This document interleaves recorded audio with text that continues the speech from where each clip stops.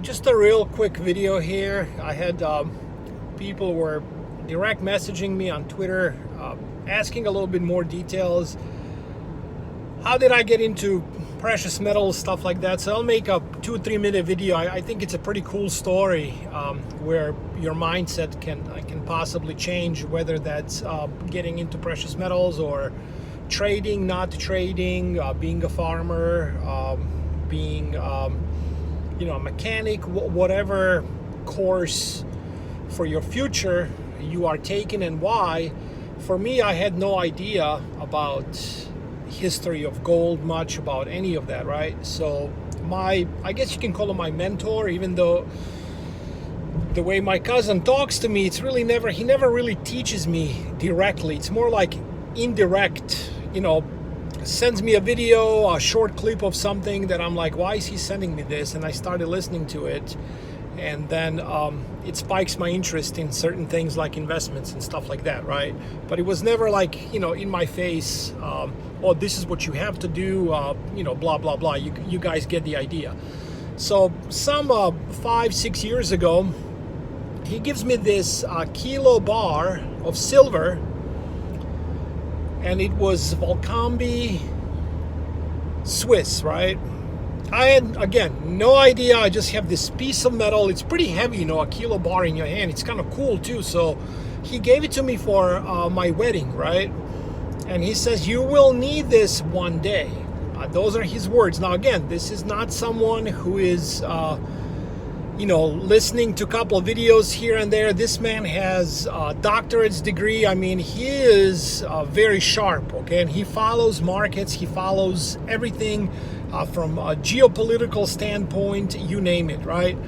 So I was like, I don't even know what to do with this piece of metal. So I put it away, and, a few years passed by, and I started to kind of like get interested a little bit in it, because I started to read some headlines. The gold was kind of waking up from this long bear market and stuff. I'm like, I'm just gonna look up what is that bar worth, right? Like what do I even have it? Do I even know where I put it?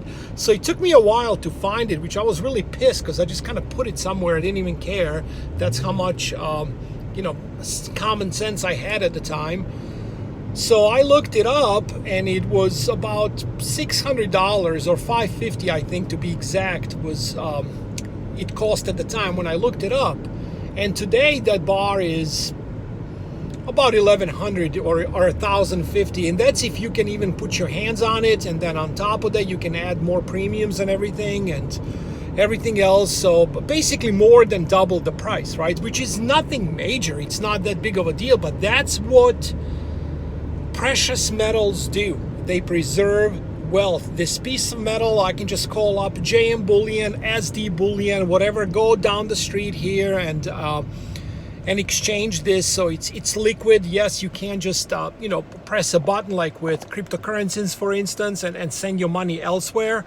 It's not that easy to do or carry around. It is a kilo bar, but again, I can just, like I said, right now go down the street here at the local coin shop and get my $1,000 for it. I mean, that's just the bottom line. So it doubled in price in just a few years, and what the price is going to be coming from now going into deeper into this decade, who knows? I'm definitely not planning on selling it unless I'm trading equities, gold stocks and stuff like that, ETFs. That's a lot more in and out procedure in so many ways. But when it comes to actual physical in your possession, I don't plan to exchange it anytime soon. And when that time comes, I will let you know. And I will know some indicators. Let's say a new system was put in place. I feel more comfortable that the government actually has some kind of a plan here. What's going on? We all know that the dollar is dying, even though it's still king, but I have, like I said, no interest exchanging any of my physical precious metals. So I thought this story was pretty cool, very important to share. I also gave some really cool silver coins when I had one of my kids when it was born, and I had the priest come over to bless the house also when we bought it.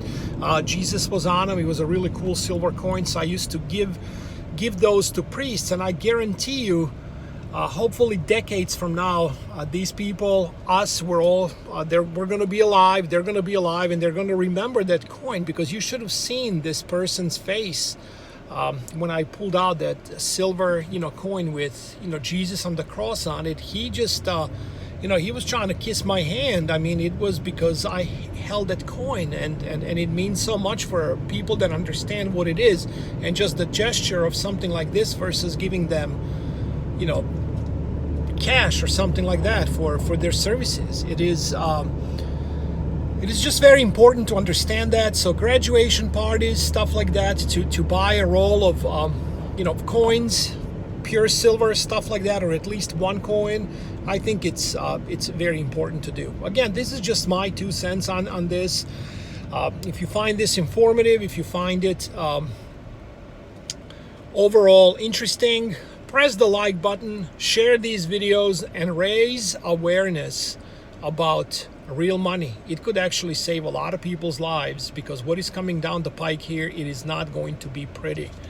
Prepare, and again, as always, God bless you all.